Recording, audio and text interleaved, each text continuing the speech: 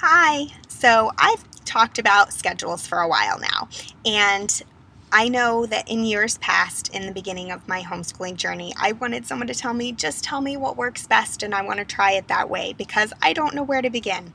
So, for those of you that may be thinking that, I wanted to share a few tips for you about what types of schedules I believe work best and why. So, I don't have a specific quarterly works best or weekly works best tip for you because, again, I've used a lot of different ones throughout our homeschooling journey. But I wanted to share a few ways for you to recognize maybe what would work best for your family. So, there's no perfect schedule. Every homeschool journey is unique, and so every homeschool schedule is going to be unique because your needs are different than mine, just as they're different than the homeschooling family you may see on a weekly basis. So please don't feel like there is any perfect schedule that you need to be trying to shoot for. The tips I have, the best ones I can give you, are don't take long breaks. A month, in my opinion, is too long of a break.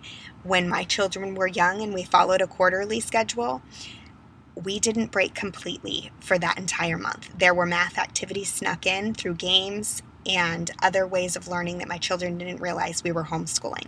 But an entire month away from mathematical skills, English, reading, that is too long because children need to be building on their education. And if you have 30 days without something, what do they say? It's like 21 days to a habit or something like that. So if you take 30 days off, you're making a bad habit.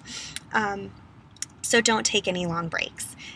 Another tip, that probably almost as important as that one, is when you're using curriculum or courses, it's important not to take breaks in the middle of a chapter, a study, or a course, especially for those of you that utilize testing or reviews in your curriculum or textbooks, because children, like I said, they build on things, and when you take a break in the middle of those things, they're going to need that refresher to go back over before you pick back up again, because they'll come to that test, very soon when you come back from your break, and if they haven't studied it, then they're going to have a hard time remembering certain things because their brains are always learning when you're little, and so they are taking so much in, even when you're not sitting in front of a school desk or in front of mom teaching you.